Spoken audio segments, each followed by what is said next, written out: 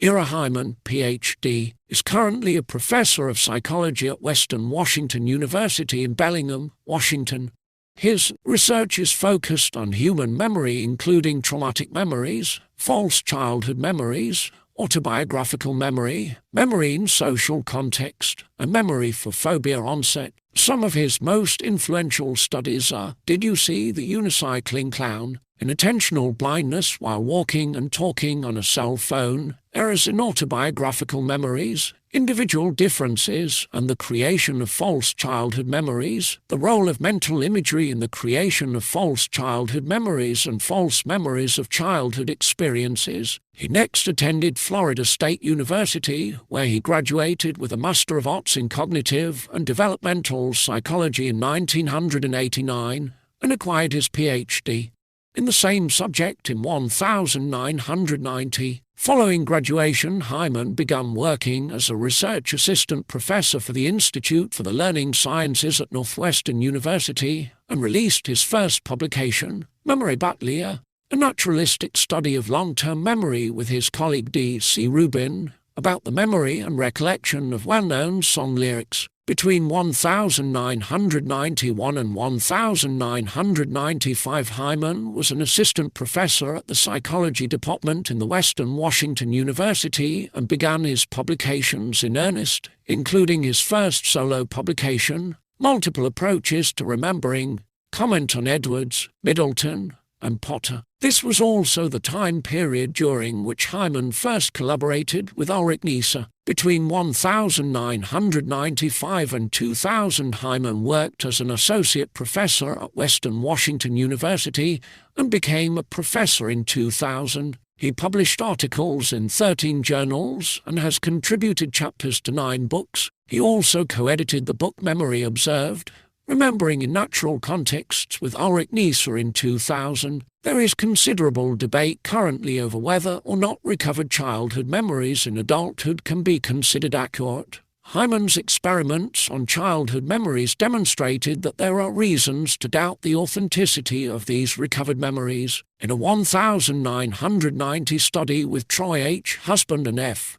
James Billings, Hyman found that when given misleading information, college students will create a fictitious memory of their childhood. In this study, called False Memories of Childhood Experiences, Hyman and his colleagues sent questionnaires to the parents of psychology students, asking them to describe meaningful events in their children's life, such as getting lost, losing a pet, or taking a family vacation. The child, now a college student, was then asked to recall several of the real events as recorded by their parent, and also a false event created by the researchers as a misleading guide. In 2 separate interviews, it was found that while none of the participants incorporated the false information into their memories in the initial interview, in the follow-up interview 20% of the participants had created a false memory using the misleading information. A second related experiment revealed that regardless what age the experimenters claimed the false event happened at ages 2,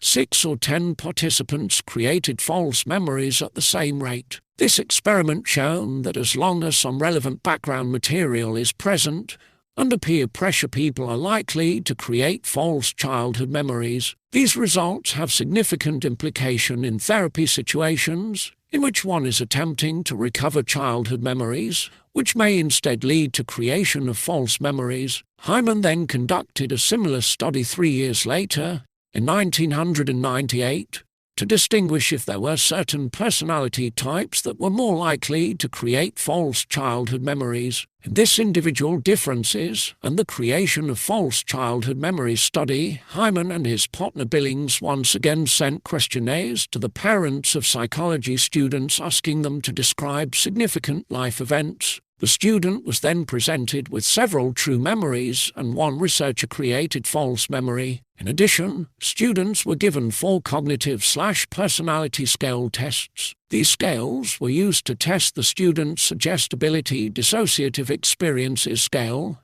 ability to create mental images from memory, creative imagination scale, commitment to memory, telegon absorption scale, and desire for social acceptance, social desirability scale. It was found that the more one uses mental imagery and the more suggestible they are, the more likely they are to form a false memory. Commitment to memory and social acceptance do not affect false memories. This study also found that the more students talked about the false event during the interviews, the more likely they were to create a false memories. This study is also important because it indicates that the findings of the first study are generalizable to a wider population, as well as showing that people with certain personality types are more susceptible to the creation of false memories in psychotherapy, where similar techniques are regularly used. Hyman is also interested in the effect of trauma on memory, specifically the negative experiences of childhood on memory. In 2001, he conducted a study with Christina A., Brian and Kyrell Scott on comparisons of memories for traumatic events and other experiences. In this study, undergraduate college women were questioned using the Traumatic Stress Survey to identify a potentially traumatic event in their lives,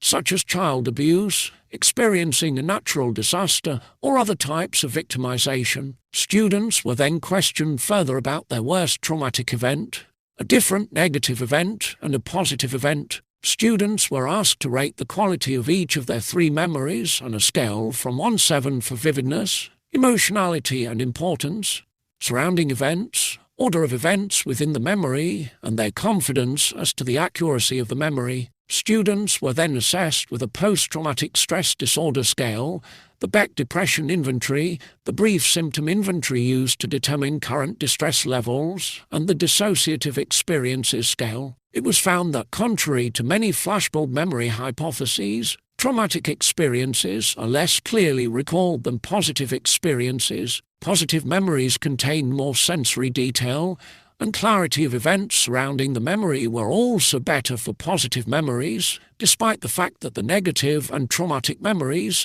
were more likely to be rated as important. In general, participants reported talking about traumatic events less often than positive events, but this had no real effect on recall, nor did the emotionality of the respective events. Thus, these findings support the view of a more limited memory for traumatic events and poorer encoding for negative events overall. In a related study on children's memory for trauma and positive experiences in 2003, similar trend was observed. In this study, the nature of memory for trauma versus standard autobiographical events was tested. 30 children between age 8 and 16 who were being treated for traumatic experiences were asked to identify one positive event that occurred around the same time as the traumatic event for which they were receiving treatment. They were not asked to describe either event in the course of the study, but they were then given a questionnaire about both events. Therapists were also asked to fill out a questionnaire about the characteristics of the children's memories. It was found that the trauma memories had less detail and coherence than the positive memories, but more meaning.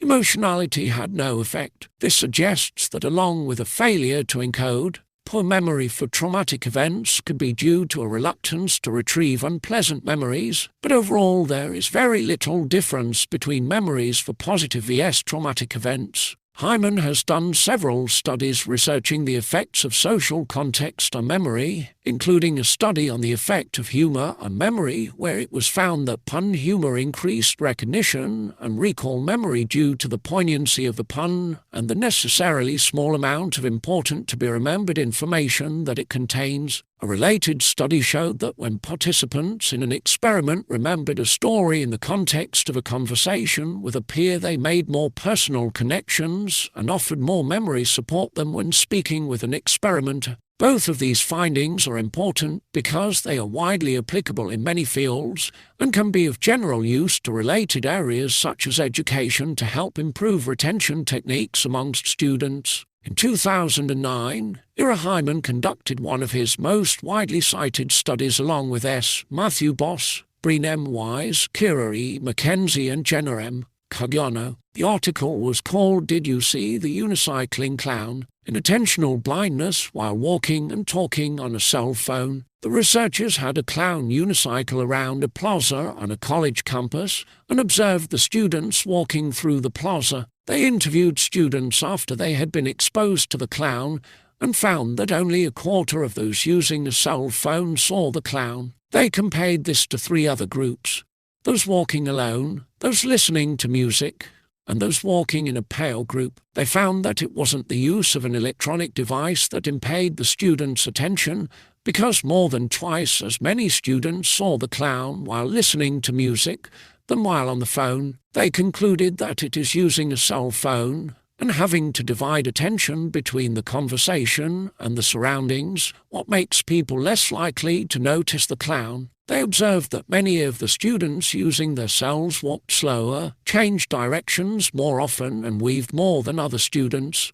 They also noted that individuals walking in pairs were more likely to notice the clown, simply because they could also rely on their companion to pay attention, and that it is unlikely that the conversation itself was the reason why the cell phone's users were less attentive to their surroundings. This research offers an important finding in what dictates our attention and shows just how unaware of many things around us we are at any given time. It also shows the dangers of cell phone distraction that can be applied to areas other than just walking, such as working machinery or attempting to drive while talking on a cell phone. A recreation of this study was featured on the CBC documentary Are We Digital Dummies and on Houston in Sacramento, California. Hyman has also done extensive research on autobiographical memory, examining memories of events that happened to a person. This research is related to his studies of false childhood memories, since some autobiographical memories can also be incorrect, as demonstrated in his 1998 study of known verses.